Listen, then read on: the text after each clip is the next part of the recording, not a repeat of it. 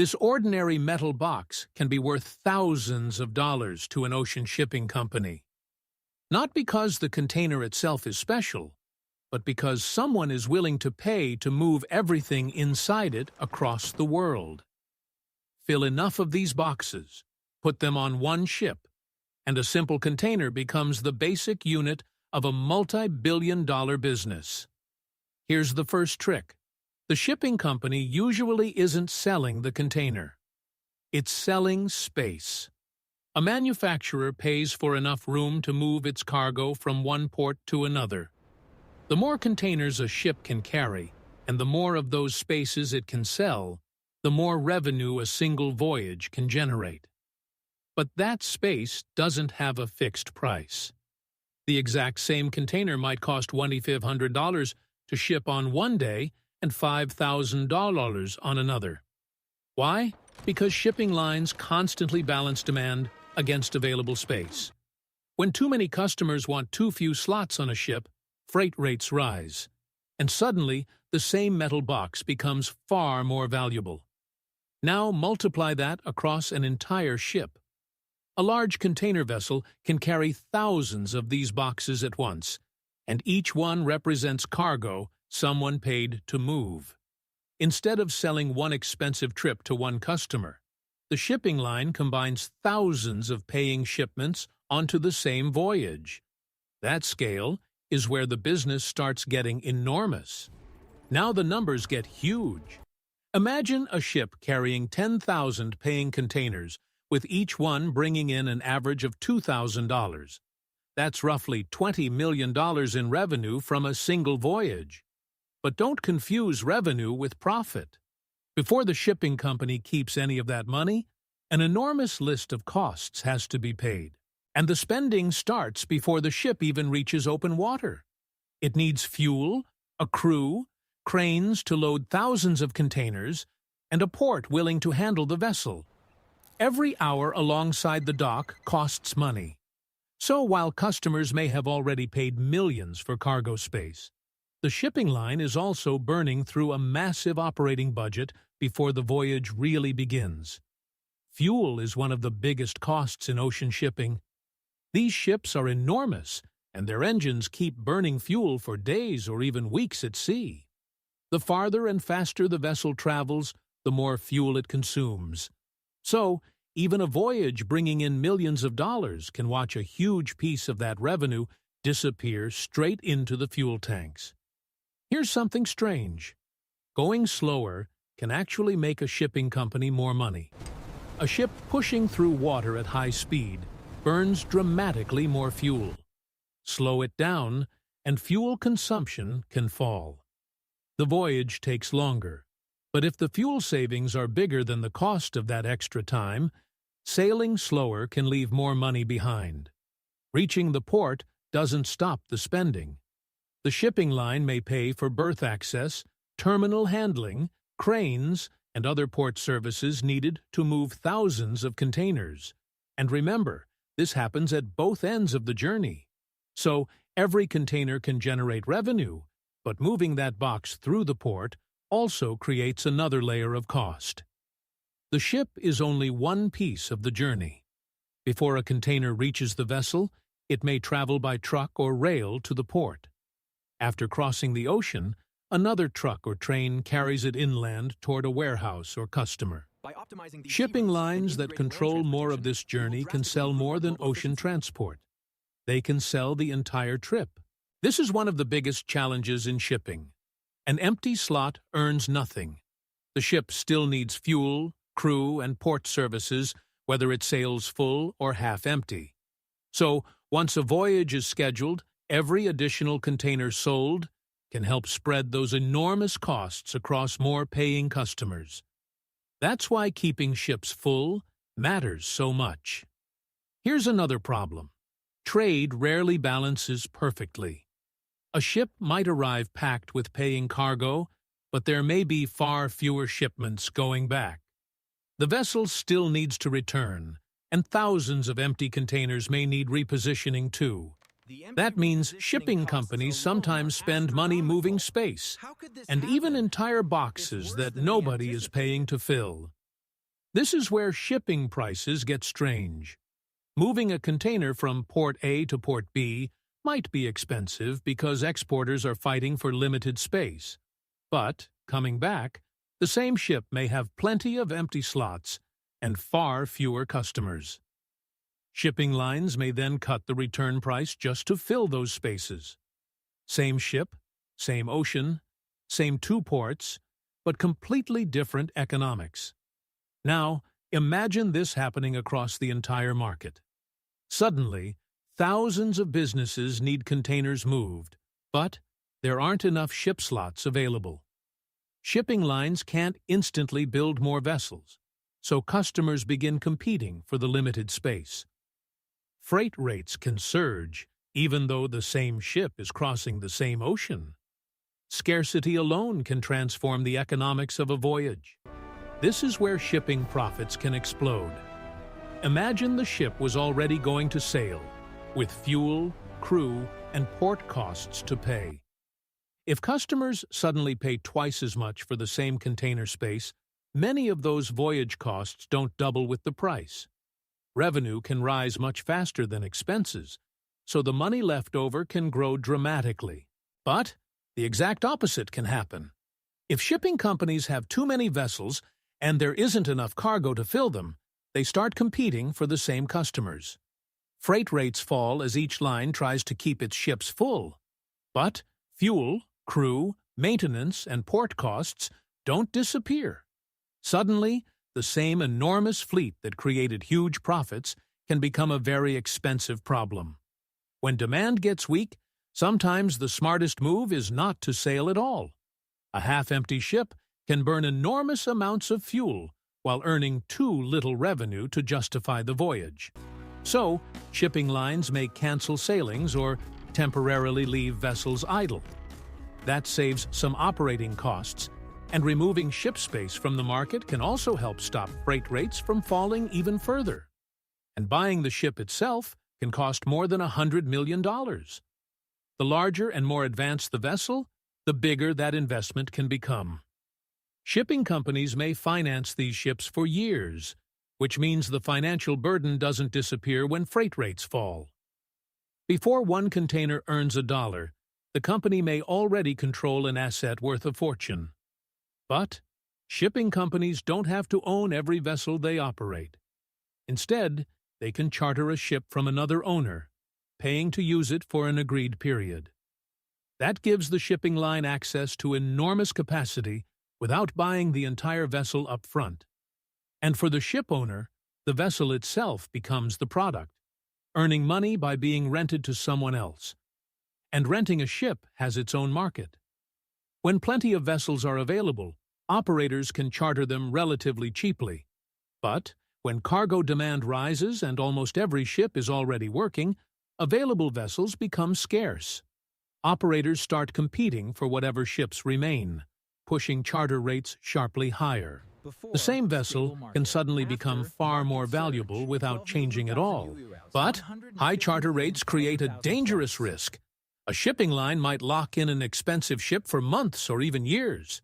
If freight rates later collapse, the revenue from that vessel can fall quickly, but the charter payment may stay fixed by contract. Now, the ship is earning less while its rental bill remains high. A contract that once secured valuable capacity can suddenly become a financial burden. So, which is better, owning or chartering? Owning requires enormous capital, but when charter prices surge, the company already controls its ship. Chartering needs far less money up front, but an expensive contract can hurt when the market falls. Neither strategy eliminates risk, it simply changes where that risk sits, and successful shipping companies often use a mix of both. Then comes one of the biggest costs of actually moving the ship: fuel. These vessels travel thousands of miles while pushing enormous weight through water. So, a single voyage can consume a staggering amount. If fuel prices rise, the cost of the same journey rises with them. That's why saving even a small amount of fuel across a huge fleet can mean millions of dollars. Here's something strange. Sometimes a shipping company makes more money by moving slower. Pushing a giant ship faster through water requires much more engine power and much more fuel. By reducing speed, the voyage takes longer, but fuel consumption can fall significantly. So, when schedules allow, arriving later can actually make the voyage more profitable. This is why shipping companies built increasingly larger ships. A giant vessel costs more to operate overall, but it can carry thousands more containers on the same voyage. The crew, voyage, and many operating costs are now spread across far more paying boxes. If the ship stays full enough, the cost of moving each container can fall, giving bigger ships a powerful advantage. But giant ships come with a dangerous weakness. They need enormous amounts of cargo. When demand is strong, thousands of containers spread the voyage cost efficiently. But when demand falls, empty slots earn nothing while the ship still needs fuel, crew, maintenance, and port services. The bigger the vessel, the more capacity the company must fill, so scale can become a burden surprisingly fast. And reaching the port doesn't mean the costs stop. Ships pay for terminal services, berthing, cargo handling, and other port operations. If the port is efficient, thousands of containers can move quickly, and the ship can leave for its next voyage. But congestion can keep an expensive vessel waiting for days, burning time, and adding costs while earning nothing from the delay. This is why the freight rate isn't always the final price. When fuel becomes more expensive, ports become congested, or certain routes become costlier to operate. Shipping lines may add extra charges to the customer's bill. These surcharges help pass some of those changing costs back to the cargo owner, protecting the carrier's margin when expenses suddenly rise. But shipping lines can't charge whatever they want. When too many ships are chasing too little cargo, carriers start competing for the same containers. One line cuts its price, another responds, and freight rates can fall quickly. Lower prices may help fill empty ships, but if the price falls too far, the carrier can move thousands of containers and still make almost no profit. When freight rates fall too far, shipping lines sometimes do something surprising. They stop sailing some ships. By canceling voyages or temporarily idling vessels, carriers remove container space from the market. With fewer slots chasing the same cargo, supply and demand can move closer together. But there's a catch. Even a ship sitting still can keep costing its owner money. Eventually, every ship reaches another financial decision. Is it still worth keeping? As a vessel ages, repairs can become more frequent. Maintenance costs rise, and newer ships may operate more efficiently. If the old ship can no longer earn enough to justify those costs, its steel still has value. Sometimes the most profitable final voyage is the one that ends at the recycling yard. But owning ships isn't the real business. The real business is the network. A shipping line connects dozens of ports into repeating routes, moving containers from one market to another. The stronger that network becomes, the easier it is to attract cargo, keep ships full, and spread enormous operating costs across thousands of paying containers. But cargo rarely flows evenly in both directions. One port might export thousands of loaded containers, while another imports far more than it sends back. Soon, empty boxes pile up in the wrong place. Shipping lines then have to move those containers again, even when nobody is paying for the cargo inside. This is called repositioning, and it can quietly consume a huge amount of money. Shipping lines solve part of this problem by building hubs. Instead of sending a giant ship to every small port, smaller feeder ships collect containers and bring them to one major terminal. There, cargo from many markets is combined onto much larger vessels. The big ship handles the high-volume ocean route, while smaller ships distribute containers around the region. Every hub creates a new risk: waiting. A container ship only earns efficiently when it keeps moving cargo. If it spends hours or days waiting outside a crowded port, fuel, crew, maintenance, and financing costs don't simply disappear. Worse, one delay can push every later port call behind schedule. For a shipping line, a stationary ship can become an extremely expensive clock. And delays can create another source of money: container fees. Leave a container inside the terminal beyond its free time, and demurrage charges can begin. Take the container outside the port and return it late, and detention charges may apply. These fees encourage customers to keep containers moving while also creating additional revenue for shipping lines when equipment gets stuck. And that reveals something important. The ocean freight rate is only one part of the bill. Depending on the shipment, customers may also pay terminal handling, documentation, equipment-related charges, and other applicable fees. Individually, some look small, but across thousands of containers, those extra charges can add up, making the total economics of a shipment much bigger than the headline freight rate. This is where ocean shipping becomes deceptive. A shipping line can collect billions of dollars in revenue and still keep only a small fraction as profit. Before that money reaches the bottom line, it must pay for fuel, crews, ports, maintenance, financing, containers, and more. So, a company can move millions of boxes, generate enormous sales, and still operate on surprisingly thin margins. And one of the biggest threats to that tiny margin is fuel. Giant container ships consume enormous amounts of bunker fuel. So, when energy prices jump, the cost of the same voyage can rise dramatically. The ship carries the same boxes and may earn the same freight revenue, but suddenly much more money disappears into the fuel tank. If rates don't rise with it, profit can vanish fast. Shipping companies have a way to protect themselves from that fuel shock, the fuel surcharge. When fuel becomes more expensive, carriers can add an extra charge on top of the basic freight rate. That means the customer helps cover part of the higher fuel bill. So, instead of letting every fuel price spike destroy the voyage margin, the carrier can pass some of that risk forward. And fuel is only the beginning. Every voyage creates a chain of expenses. The crew must be paid, ports charge for handling the ship, equipment needs maintenance, insurance protects the vessel and cargo, and containers themselves must be managed. The freight payment may look enormous, but money starts disappearing long before the shipping company sees a dollar of profit. That fuel bill creates a strange incentive. Sometimes the cheapest way to move cargo is to move slower.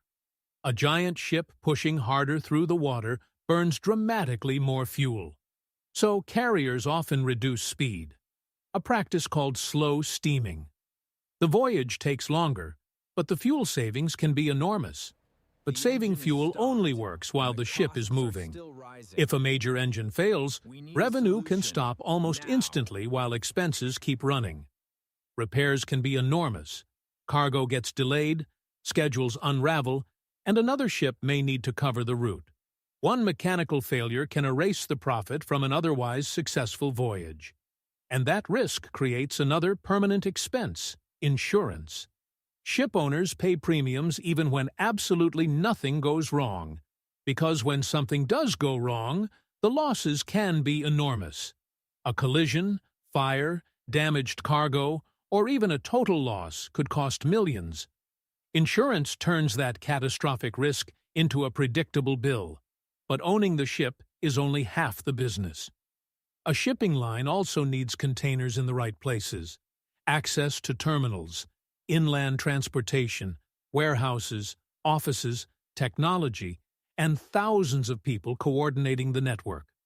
Customers aren't really paying for a giant vessel. They're paying for a system that can move one box from where it is to where it needs to be. And here's another secret. Shipping companies don't always own everything they use.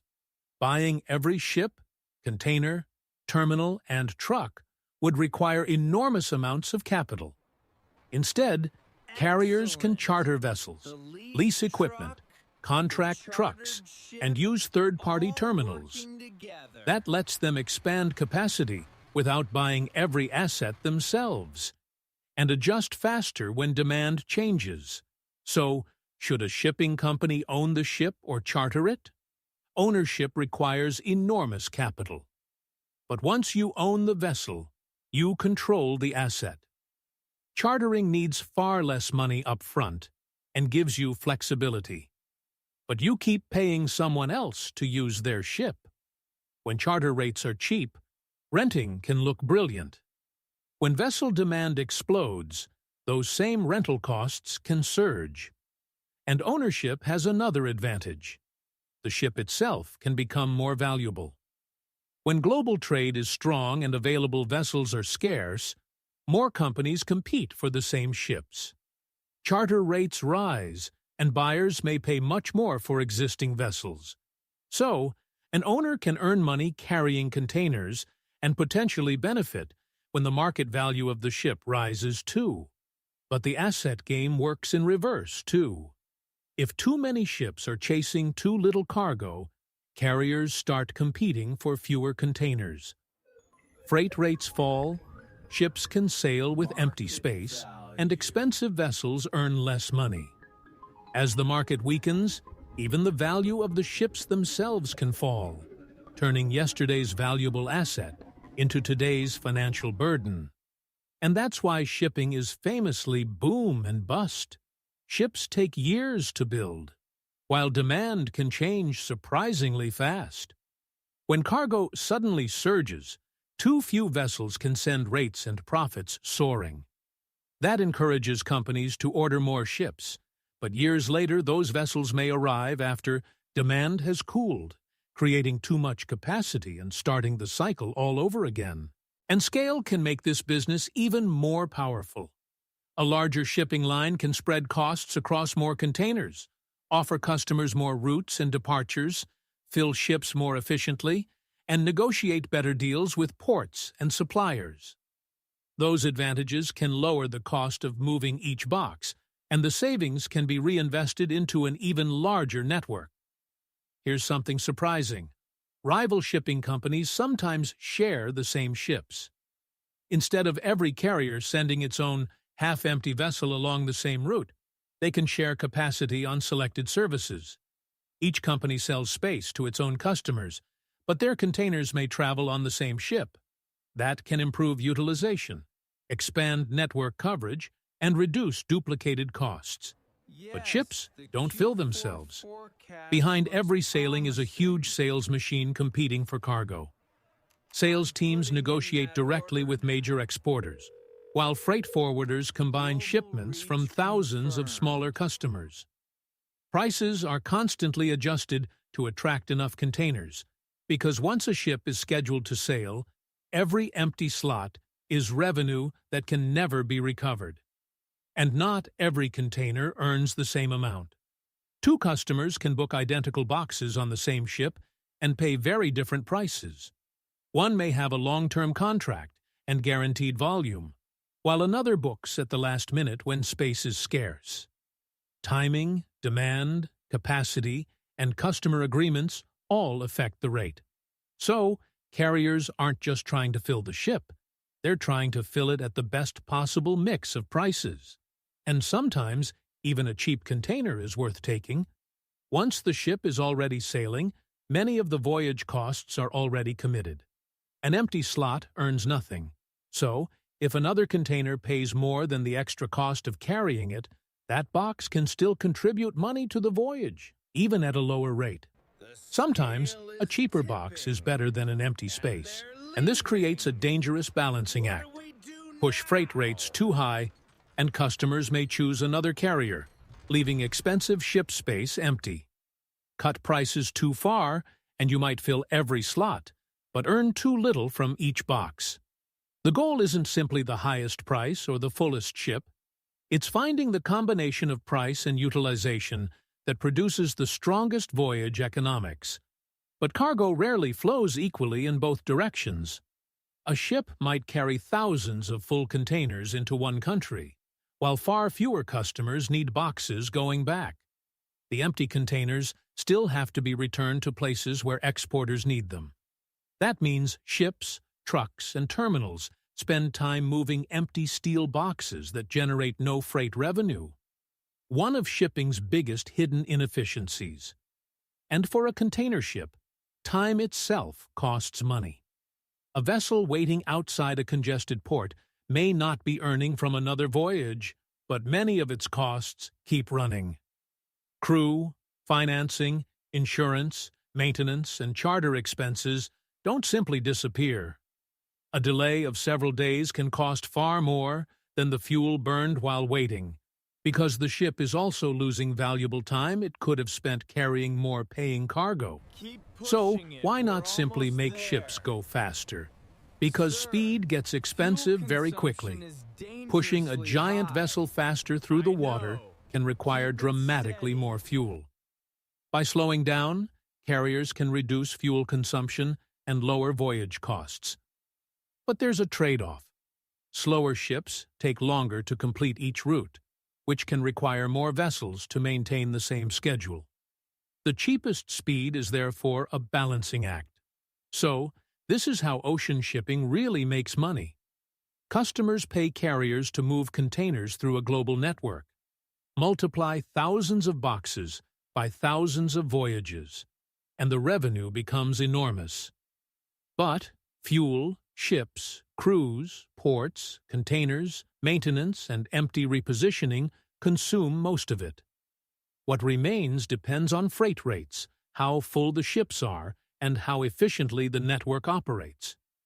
Ocean shipping makes money in the difference between what every box earns and what it costs to move it. If this story changed the way you look at the massive vessels crossing our oceans, please subscribe and like the channel. Chung toi jang kai kwat, lich suma ho jang ko gang chon vui. Hai gio trong tuong lai. Ko tang tiep theo se som mora.